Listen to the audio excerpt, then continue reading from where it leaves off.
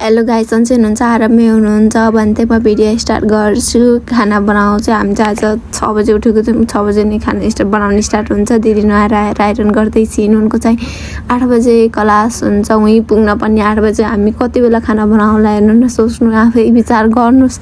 अनि खाना बनाएर टिफिन प्याक गरिदिन्छु। अनि त्यसपछि टिफिन प्याक गरिदिइसकेपछि म पनि रेडी हुनु पर्यो नि हैन। अनि म नि जान्छु नुहाउनको लागि। यो चाहिँ मेरो ट्रान्जेक्सन भिडियो हो कि के भन्छ त्यही हो मेरो चाहिँ यो।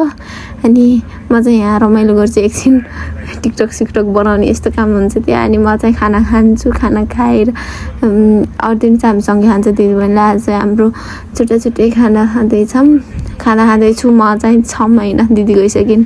अनि त्यस पछाडि म जान्छु ड्युटी। बस कुर्दा झ्याउ लाउँछ कि यो आउँदैन सिट भएको नि आउँदैन। फेरि यस्तो सिट भएकोमा बस्नुपर्छ। अनि बाबी गाइस लभ धन्यवाद।